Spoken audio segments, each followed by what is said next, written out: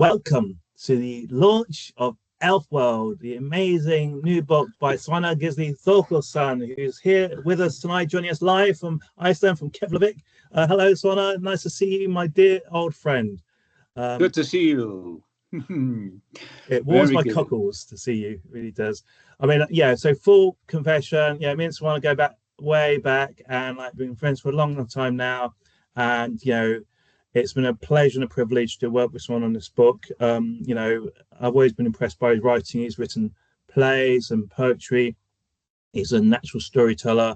I've heard him tell stories many times. It's a brilliant orator, brilliant fabulist, a weaver of words, of myths and legends. You only have to hear him speak to be, seduced by that spell, the magic of language, the spell of language. And we just had a little taste of it there.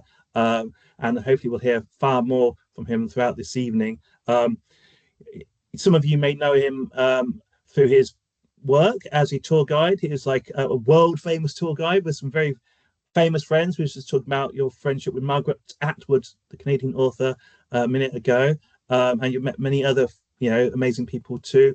But anybody who's been on your tours, will remember you. You're absolutely amazing. I had the pleasure of doing that a couple of years ago, joined a couple of your tours, and wow, because you're not only getting like your stories, we're getting this amazing landscape at the same time, and the two go hand in hand. So I'm going to be talking to you about that as well. How the language and the landscape, the myths and the legends and the ecology, it all kind of comes together. And you kind of experience that on your tours. That's the great thing about your tours. It's immersive and it's experiential, and like it's a golden memory, priceless experience. So that's why you're so popular doing that. But also, I think, as a writer, as a storyteller, you have so much to offer. I'm so glad you started to write, or at least share your stories now. You've been writing for a long time, but starting to share some of your stories, because the world needs your stories. And I'm so glad we've got your new book here, Elf World, which we are launching tonight. So, at some point we'll have a toast.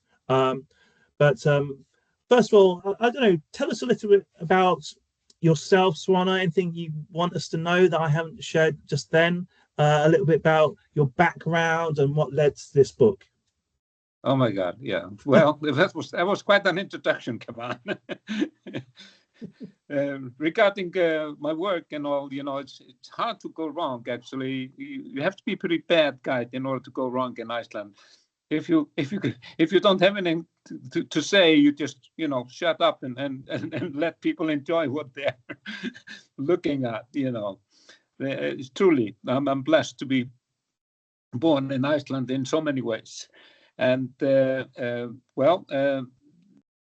I'm born and raised on a farm to begin with in an area called Snæfellsnes, and was raised more or less by my granddad, who is my sort of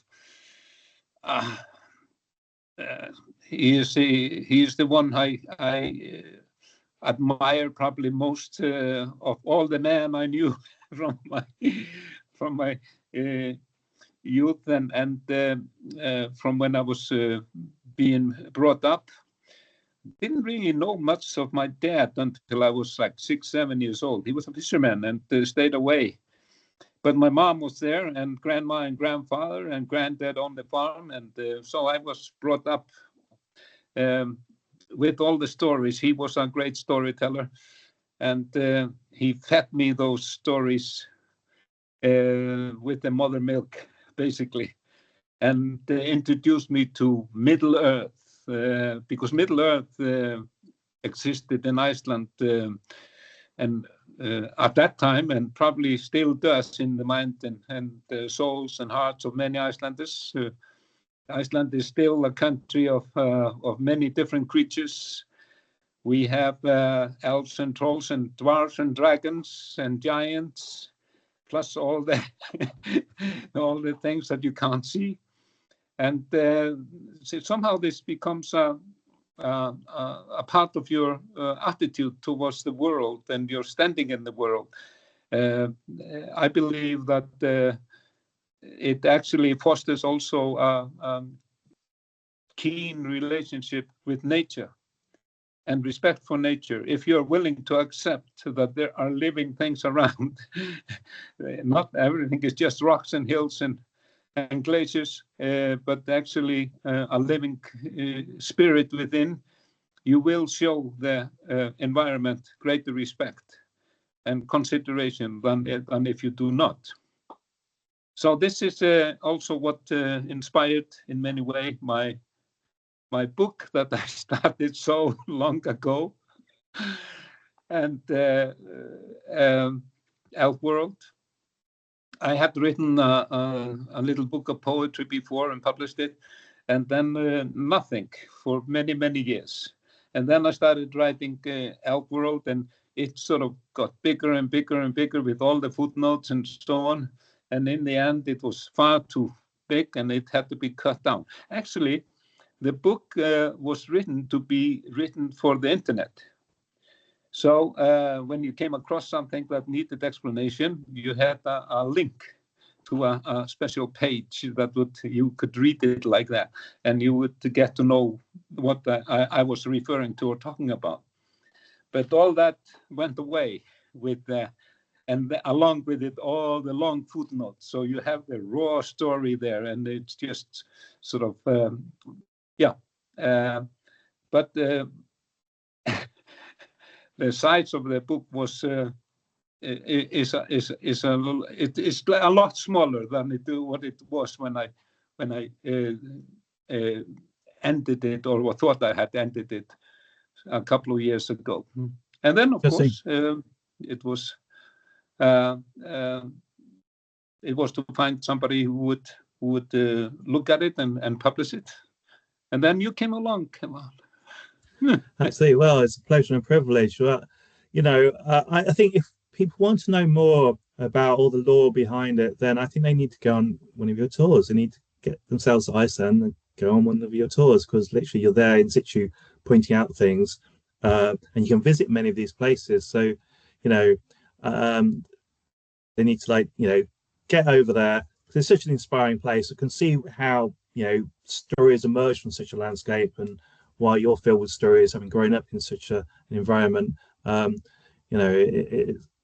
It's a really interesting combination of nature and nurture, the ecology of the place, the culture of the place, all of these things collide together. But before we get into the granularity of all that in more detail, could you just sum up the book for people here who might not have had the pleasure of reading it yet? Say again? What is it about, Elfworld? Oh, Elfworld is about, it is a amalgamation of Icelandic traditional beliefs and mixed in with what unfortunately continues to be the condition of our world, and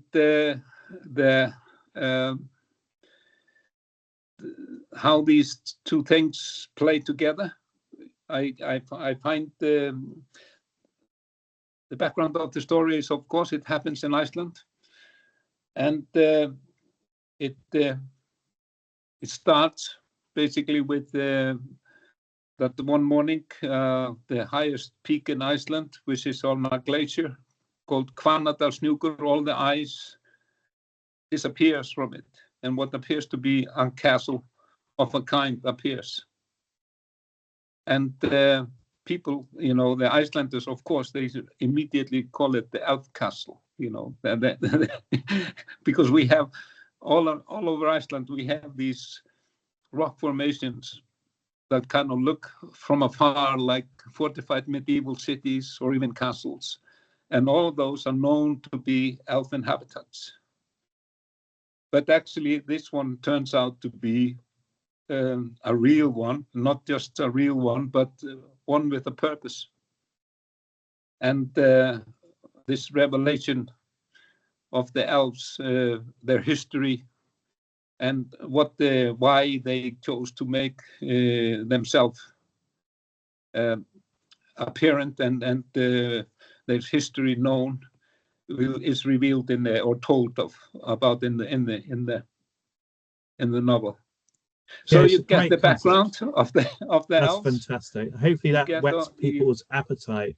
It's such a strong concept. I mean, what a brilliant inciting incident, as it's called technically, when this elf castle appears one day and the consequences of that, the impact of that. What if an elf castle appeared in modern day Iceland? What would the repercussions of that be? How would people react? And inevitably, you get this kind of jockeying for power, for pole position.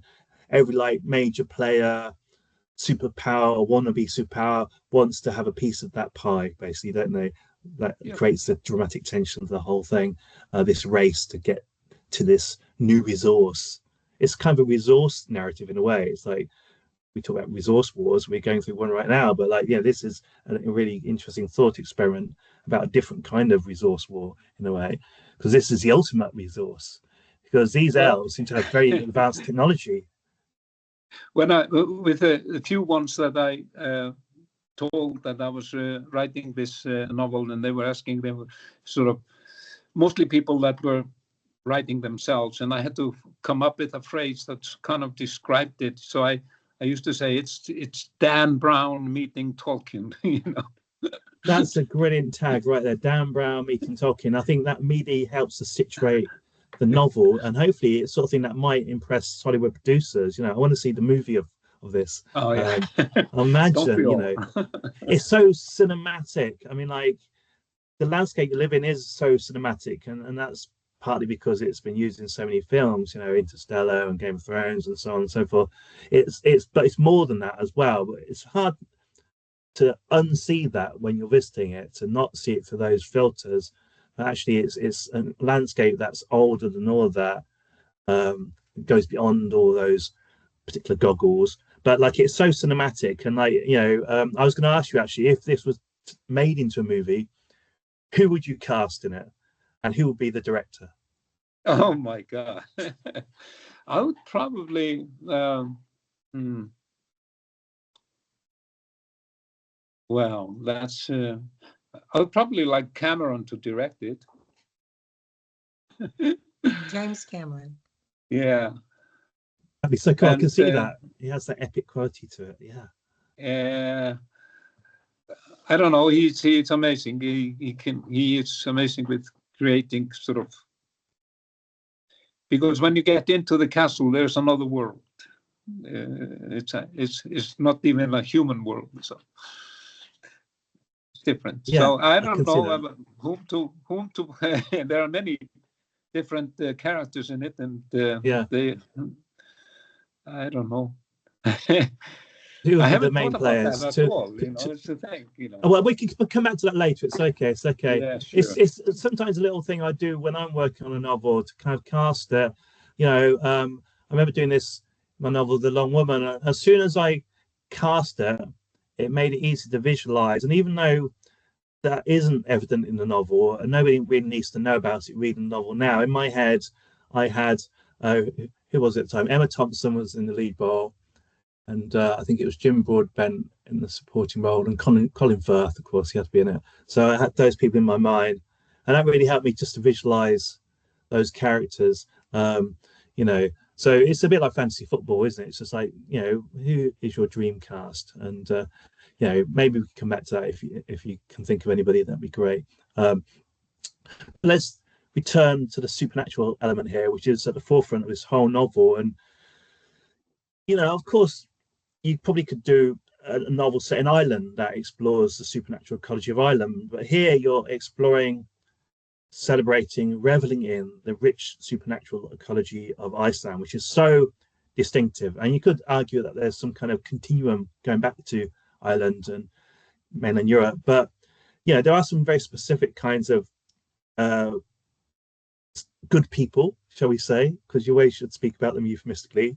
The good people themselves, the good neighbors, the crew that never rest. You know, there's many euphemisms for them.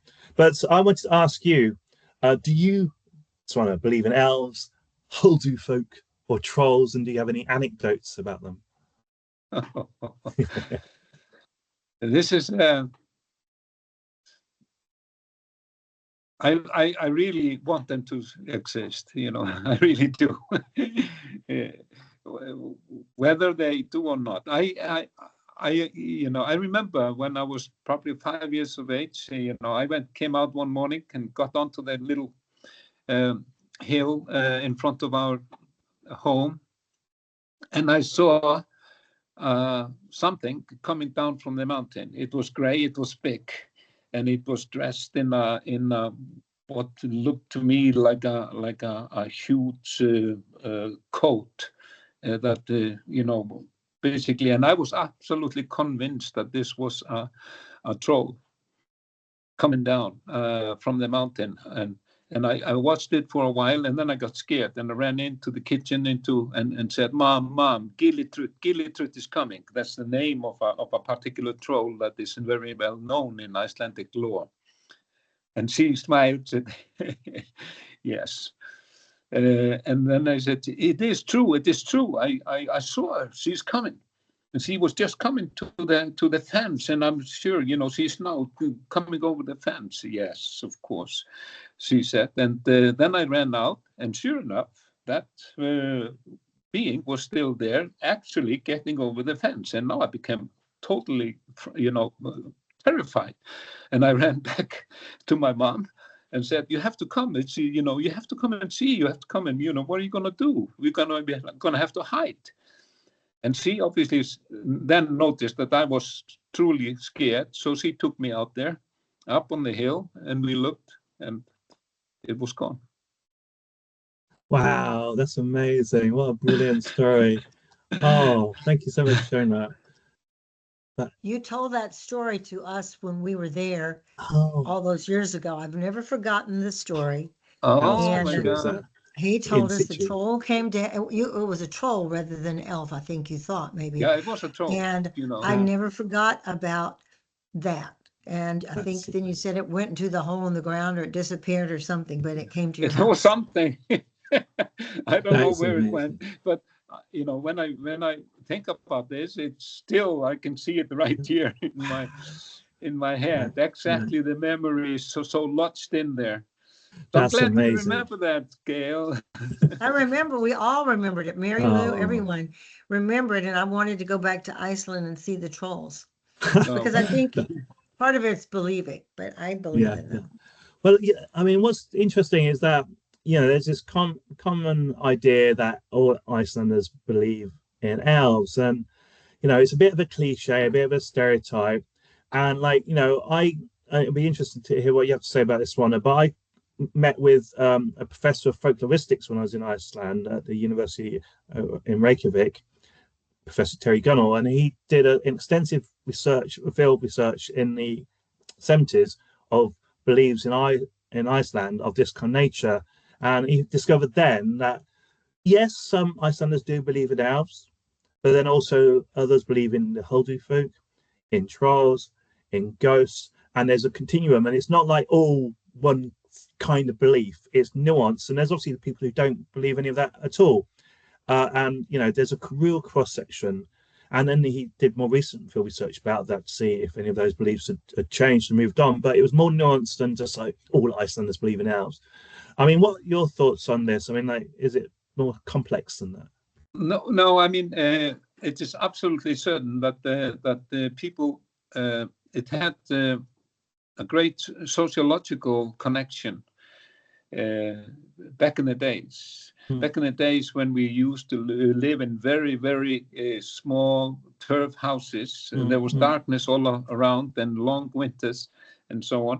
And there were quite a few of us to every farm, maybe 10, 15 people living on the farm. And it was paramount that because we couldn't go anywhere, it was lethal at times to wander away from the farm.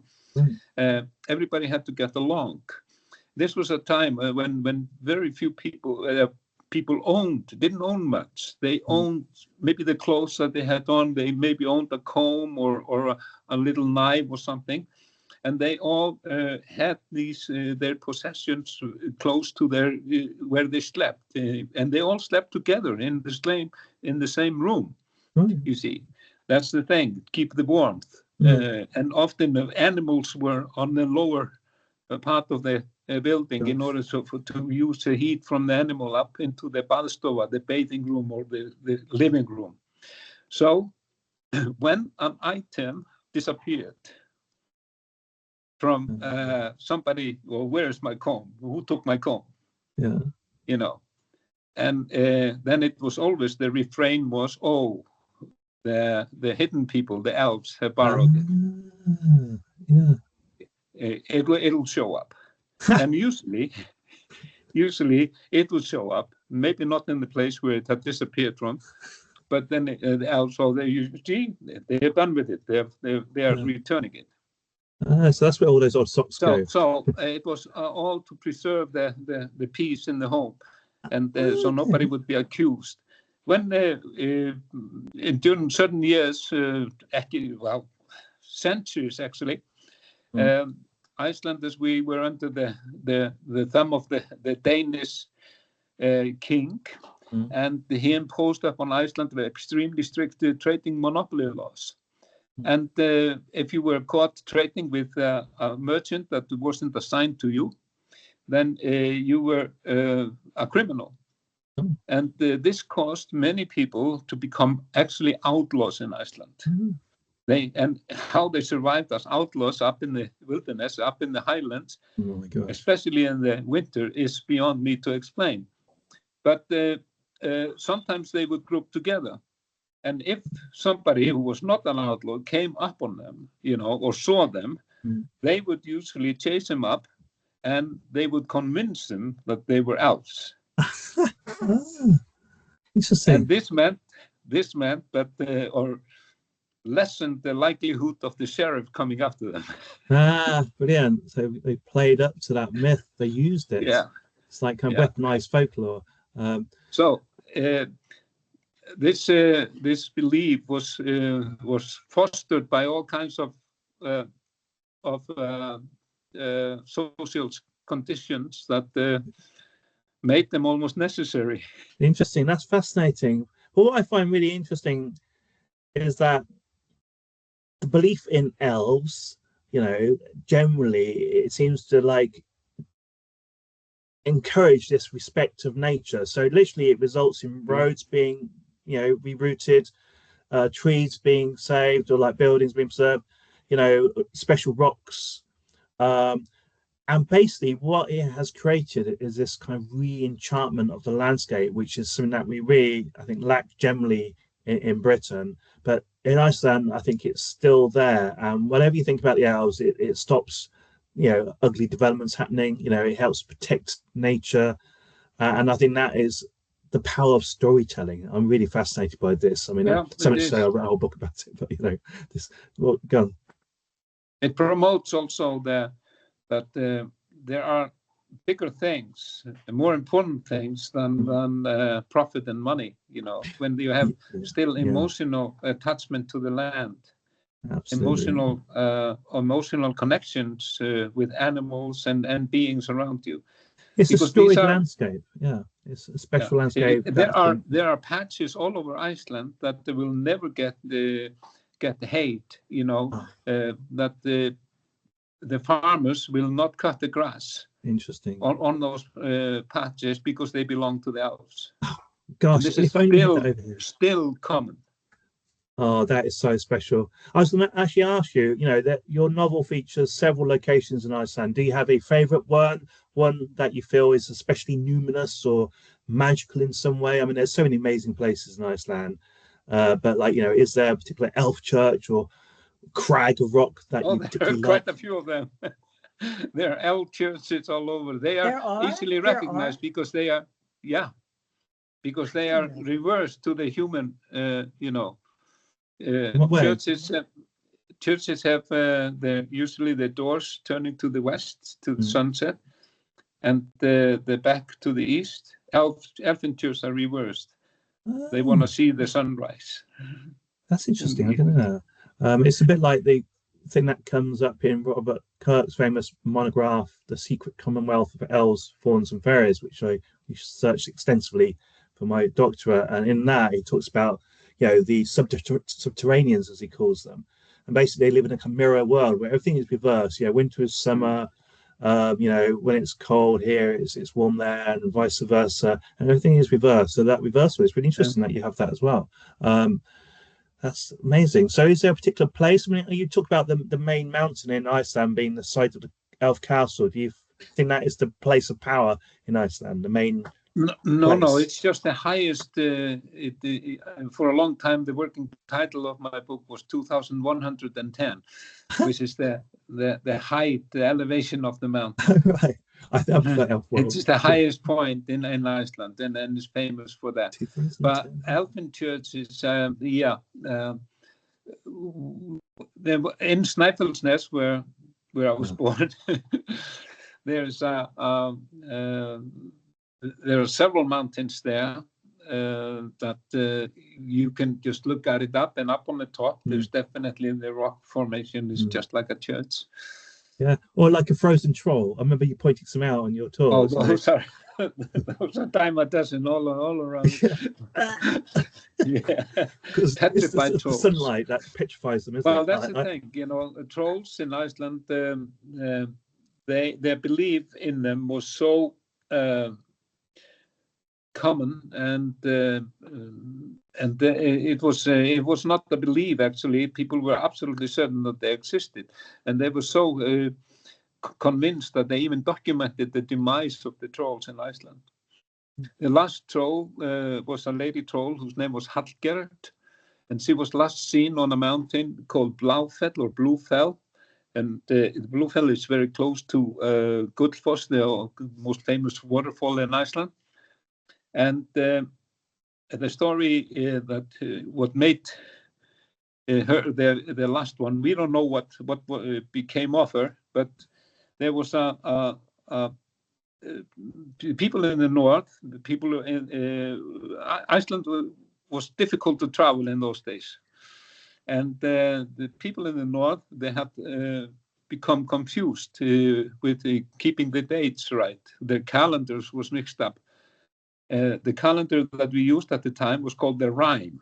It was actually in a rhyme that people had to know in order to tell what time it was. And they got all confused. And they sent a man from the north to the south to find out when Christmas was going to be. Or maybe it was Easter, I don't remember. They got confused anyway. Probably Easter, because it's more difficult to tell. And when he came to this mountain in the south called Bluefell, this trolless came at him, and she said something to him. They spoke in rhymes as well. And she said, I could say it in Icelandic. Let's hear a bit in Icelandic, it'd be great. She said, Ólafur möður ætlarðu suður, ræð ég þér það rangkjaftur að þú snúir heim aftur, snýttu þér snúin raftur og snáfaðu heim aftur. And this she is telling him, oh, you horrible man. Same also. And she criticizes his appearance and tells him to just go back home. And then he answers her, and he's very sweet, and he said, oh, hail thee, Hallgerd in Bláfell, how gorgeous you are. And she all melts. Oh, go safely, my dear. And that was the last giant, the last troll. Oh, yeah. And so he manages to get the rhyme right, and I guess the people in the north were able to celebrate Easter in the right time. But Hallgerd hasn't been seen ever after that. Maybe she died of loneliness. Oh, but that's brilliant. I loved hearing your Icelandic. That was spine tingling. I mean, like your language seems to mirror the landscape in some way. It's kind of craggy and it's rocky and it's big and it's spine tingling. But I've got this idea that the stories that you're sharing, that explain these different rock formations, elf churches, and so on. It's a bit like the equivalent of the Aboriginal tradition of the dream time of the windings of the rainbow serpent and how that created the Australian landscape. There are similar traditions around the world of these place stories that explain how the land was made, how it was shaped. It creates this storied narrative that also acts as a landscape mnemonic that enables people to travel through the landscape. Certainly did for the Aboriginals in the Australian outback, and it seemed like a similar thing was perhaps happening here. The way your man travelled across Iceland to find out the time of year using this rhyming calendar. It's a bit like the songs that the Aborigines sung as they moved through a landscape, recognizing the different features as they went. So I think you've got a kind of an Icelandic dream time there, basically. Well, the thing is that both with the North American natives and the Australians, there came a time, especially in a young man's life, when he had to undergo sort of an initiation, go walk about in the Australians, or go and find your true name amongst the North American, natives. You have to earn your name, which I think is a brilliant thing. In the Nordic, or maybe just Icelandic, I'm not even sure if it existed in Scandinavia. We had the tradition of the coal biter. That Tolkien, he actually had a club of writers that he called the coal biters before the Inklings. Oh, that's right, yeah. The coal biters. And these were young men that didn't do much during their most of their young life, their youth and so on. They just sat usually on a shelf above the fire, and they were called coal biters. But when sometimes something came over them and they got off their shelf and they committed a memorable and a heroic deeds. It's like they were called on, and when they rose finally and did something, it was something that was worth talking about. Gosh, yeah, what an interesting thought. I suppose it happened to Tolkien, and his friends having to go off to war, and stop being coal biters, so that's fantastic. So a couple more questions. It'd be great to hear from people. If you have any, please put them in the chat or raise your hand in a while. It'd be great to hear from you as well. So Elfworld is not afraid to ask big questions about power and how we govern the world. But why do you think these are important questions to explore in your novella? Well, ever since I remember when I was a kid, first wondering about politics, which was basically in the Cuban crisis, and all the kids in Keflavik, because the NATO base was here, we were scared as children that we were going to be obliterated and killed in a nuclear blast, because that we were on brink of a world war. And you guys the same. You live in at times when every morning you're just glad that nothing enormous has happened, Oh my gosh, yeah. and knowing at the same time that it could be so great if we learned how to get along. Yeah. Oh, and totally. it would be, we have all the technology, all the we feeding the world, keeping it clean. We have the know-how to do this, and this is something that I felt that if all the qualities that we assign to elves were technological, they were of course ahead of us quite a bit. So exploring what made them successful, what made them be able to get along and so on, why didn't they destroy themselves, and why in the end, what there are the pits to avoid, even for a very successful society. And I wanted to explore that as well. And this is what the elf world is about. It's not just all fairy dust and Yeah, it's a brilliant idea. I mean, I mean, although it's framed by the supernatural, ultimately it's a very humanistic idea that, like, basically we have the power ourselves, the capabilities ourselves, the skills, the technology, but we have the morality, the dignity, the responsibility to do the right thing. Because at the end, the kind of people that do access the elf castle without giving too much away, they are offered these like baskets in which all the secrets of the elves are contained. But you never quite go into the detail of those, and I really think that's a great idea, a touch of genius, to leave it to our imaginations. But basically, we have it all already. That's what you're sort of saying, really. Although we have all the seeds for it. That's why I call it baskets. It's something that you sow. Yeah, it's a brilliant idea. And the seeds of it all is with us, But we are just, we are still sort of. Actually, if when I look at the world, I don't know if I got it across in the thing, but in the book, but I think the mankind is at the stage of adolescence, actually. And they show all the signs of being adolescents. We want to assert ourselves, and the ego is killing us, and we want to be us somehow, find ourselves and be so independent and so on. And this is how the world is now. We've gone through childhood. We spent maybe 300,000 years in childhood. Now we are in adolescence, and we are going to have to grow up. Adolescence is, a very short time, actually. Thank God. And then we have to start take responsibility and become adults, and tackle problems and things in an adult way. That is, really, I think, ahead of us.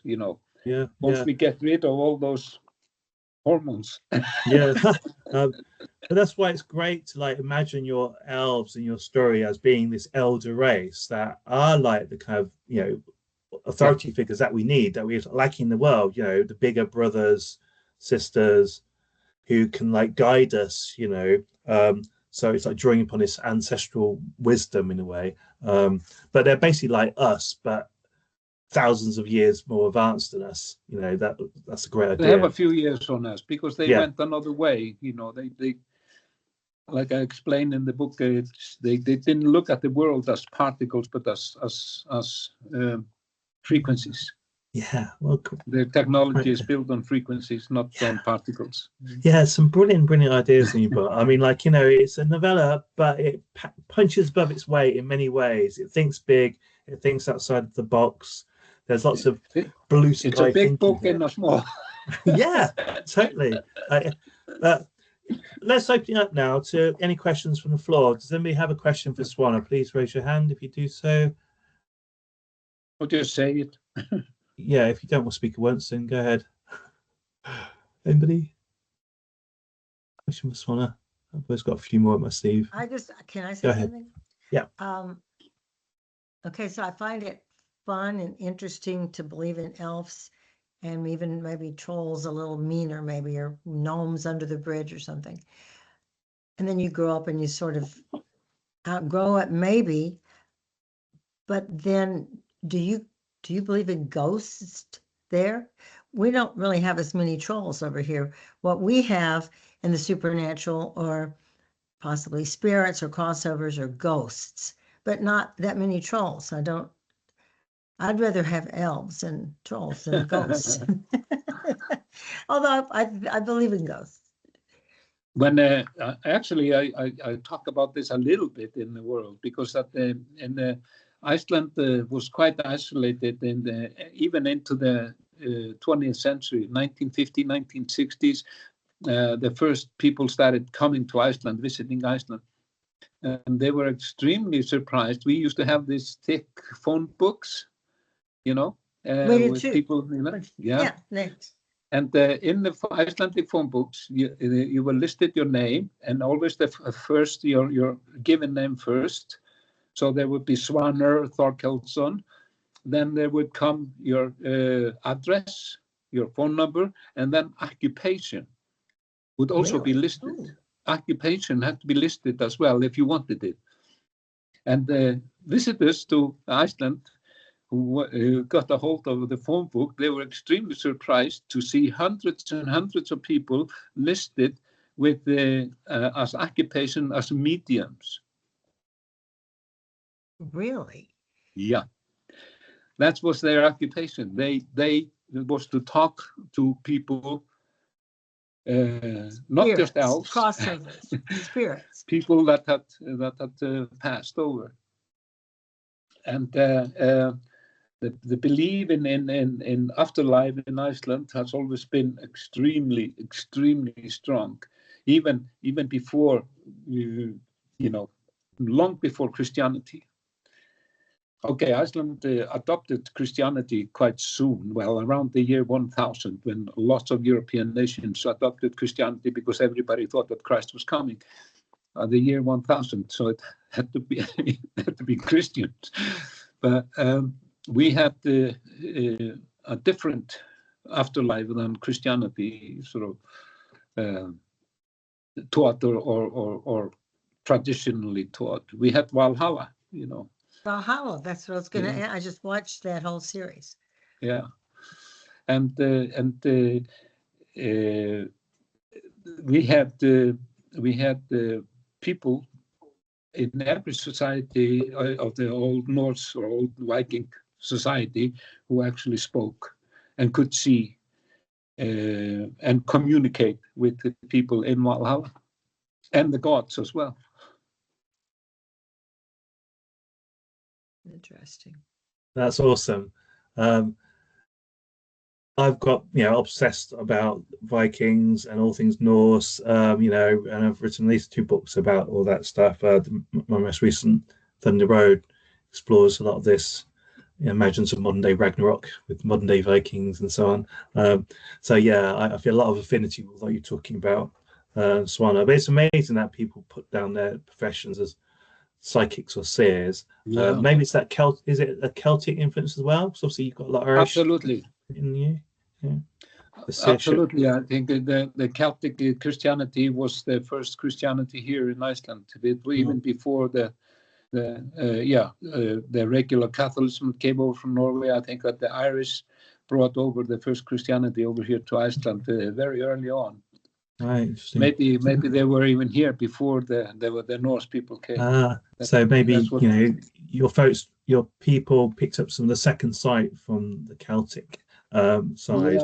Yeah. And obviously that migrated to America as well, to Appalachia especially. But I explore that in another novel called The Knowing, which looks at that influence between Scotland and America. There's these interesting kind of wildlife corridors between our countries, where things have crossed over in interesting ways. But let's hear a couple more questions. Does anybody else have a question for Svanur? About his novel, about elves, trolls, whatever. Vicky, yeah. Hi, I haven't actually got a question, but we've just one of the master's students at AUB, so I'm in my 2nd year, and we've just completed a module, Impossible Worlds. So that was embracing all of Fantastica, and it's been really interesting looking at all the different approaches really to what is Fantastica and what isn't, and sort of changed your mind about what you thought it was and what it wasn't. So we've just handed in our work, so I can't say that I've particularly done well until I get my results back, but it was really interesting because I'm somebody who didn't ever engage with Tolkien at all. I tried and it didn't I was only probably about 17, didn't really work for me, but I've sort of dabbled in and out. But I actually was able to compose a story which wasn't too far away from what you were saying earlier about passing on stories and the way that we pass on stories and how important that is. So that was my the premise of the story, was passing on somebody's stories to other people, but it was done through fairies. It wasn't it was a bit sort of surreal, really. It wasn't done in a face-to-face. It was done ethereally. It was weird. But so I was really interested in what you said at the beginning about how important it was to pass on stories, and it is for all of us, because they'll just be lost, won't they? So I know you're a storyteller as well as an author. So I'll probably delve into a bit of internet stalking and listen to some of your storytelling as well. But thank you, it's been really interesting. You're welcome. Yeah, I think you are absolutely right. And as a matter of fact, people are incorporating storytelling now into all kinds of fields. This used to be sort of on the outskirts, oh, he's a storyteller. But now they think storytelling is a part of the business and promoting and selling stuff and so on. And since capitalism has embraced it, oh, it must be something to it. But I think that we know that storytelling is enormous and probably was the main character of civilization before we started writing stuff down. Storytelling. How did we convey knowledge? How did we exchange knowledge? Through storytelling. Yeah, absolutely. Through the oral tradition. Yeah. And I think you do that. You do that in your profession. All the time as a tour guide. I'm so glad that you've been recorded as well, because you've done a fantastic version of Beowulf in the original Anglo-Saxon, which I encourage people to check out on Audible. Absolutely fantastic. But it's there in your tour guiding, and your skaldic qualities really come across. The Skald was kind of the Norse storyteller, the equivalent of the Irish bard, the Celtic bard.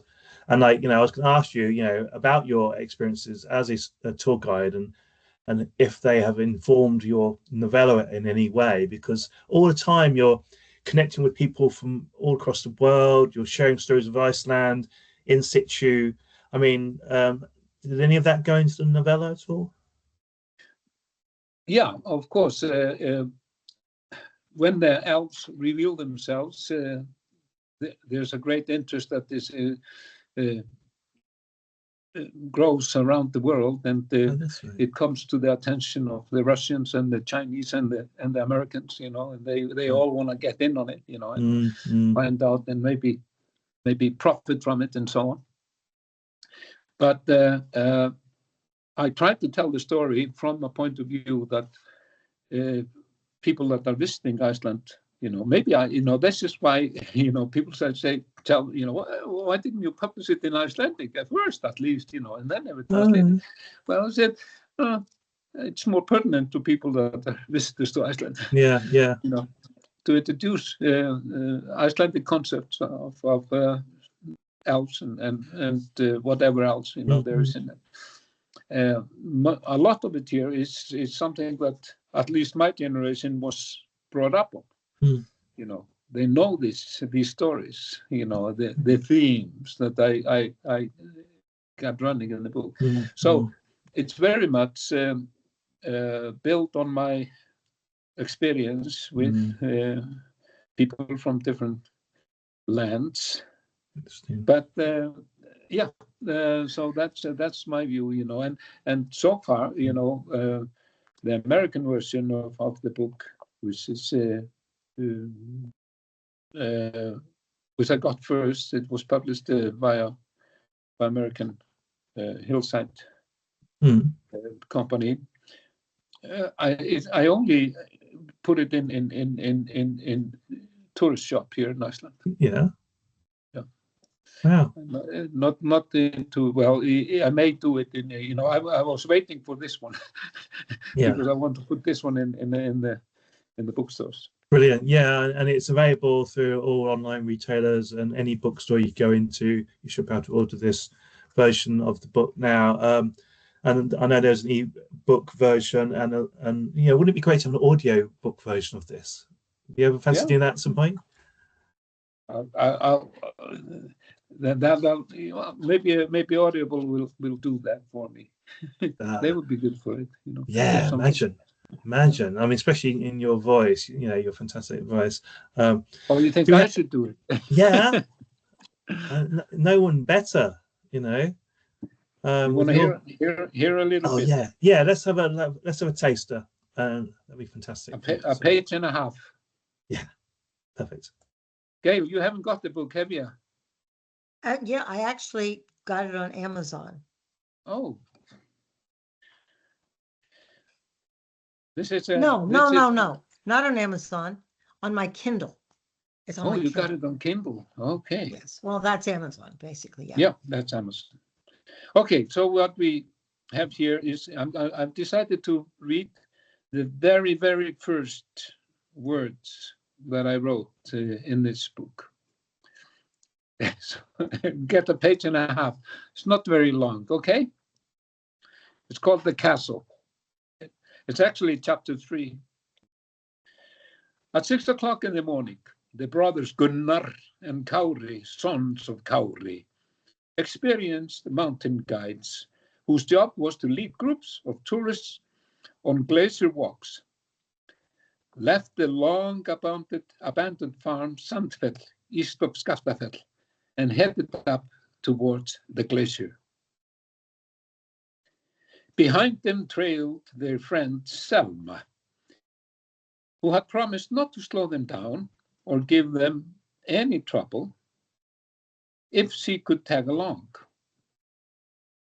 Selma was on her way to Akureyri and had decided to drive to the eastern route from Reykjavik and arrived at Skaftafell National Park the night before, where she had met her friends Gunnar and Kári.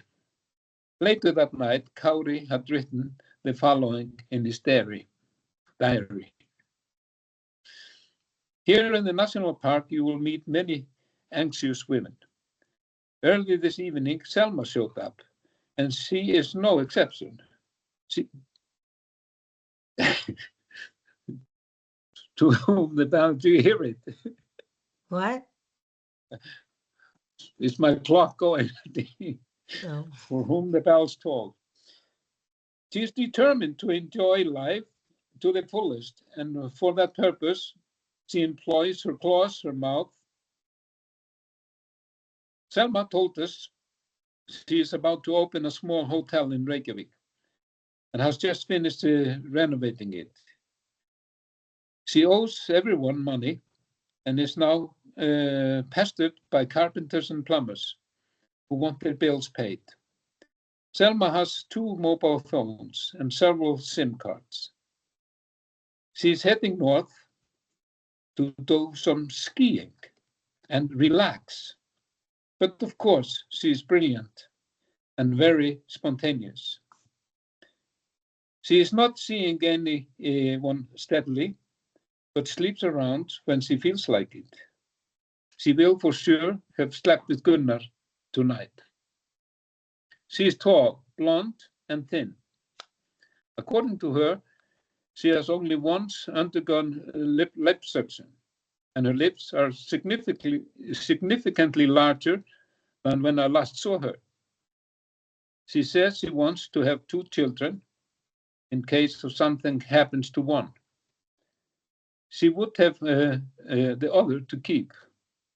So Gunni and I will let her come with us tomorrow morning. Like so many times before, their destination was Hvannadalshnjúkur, the highest peak in Iceland, 2,110 meters high.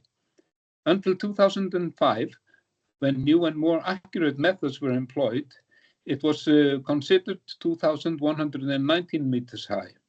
That number, established in 1904, had been drilled into the head of every young Icelander for over a century.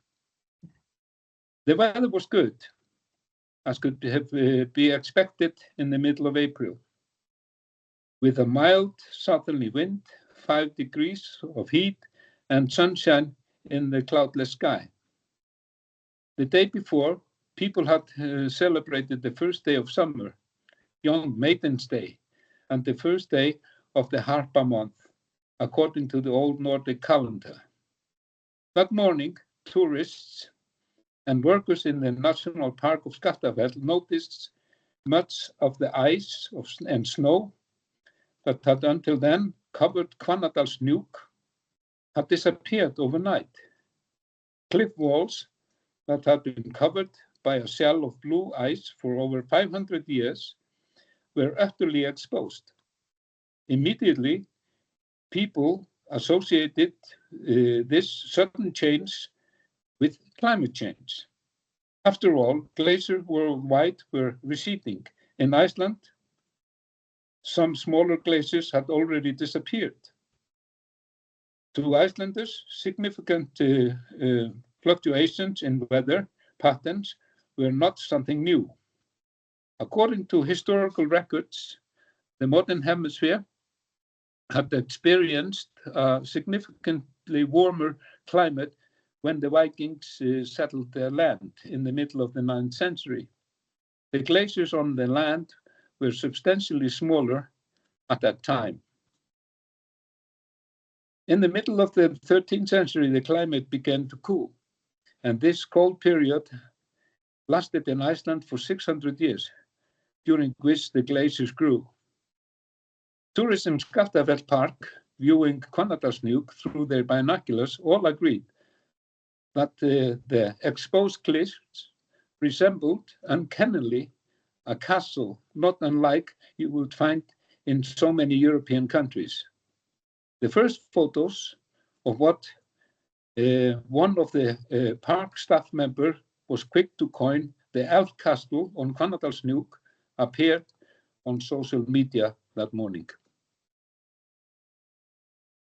Okay. Brilliant. Okay. Thank you so much. Wow, that was a great little taste there of Elf World. And if you want to know more, you have to read the rest of the book. And you're in for a treat if you haven't read it yet. It's a very magical journey, a very rich journey. Well, we'll have to finish off in a minute, but it looks like somebody else has just joined us there, so it's a shame.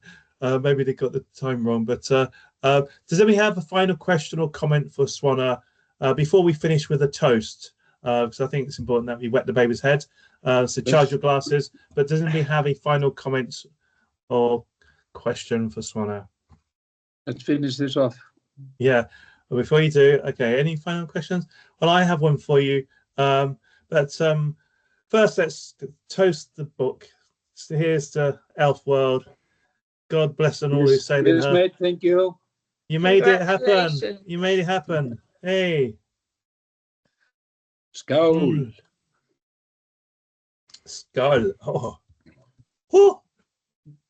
Fire hold. Oh my God. Yeah. So do you have, I've got a final question for you then. Okay. Do you have any future plans to continue at Elf World, or what else are you working on?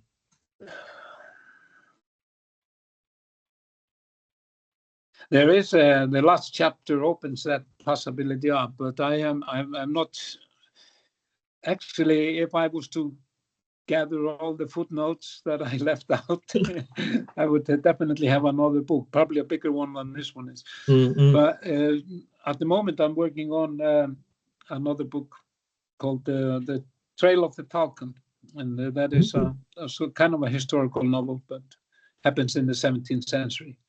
How exciting. In Iceland and elsewhere.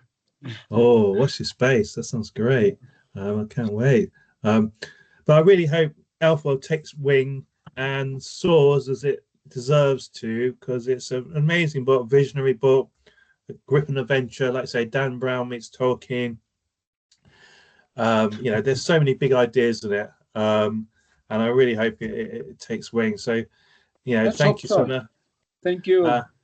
And thank you to Izzy as well for helping give birth to this book. There's this saying in Iceland, isn't there? Everybody gives birth to a book. It was, sorry, I was just going to say it was such a pleasure to read it. It was just such an amazing read, and so many ideas, so thought-provoking. It's still haunting me now. So I can't wait. I can't wait to read it again. Oh, brilliant! Thank you, Izzy. Thank you so much.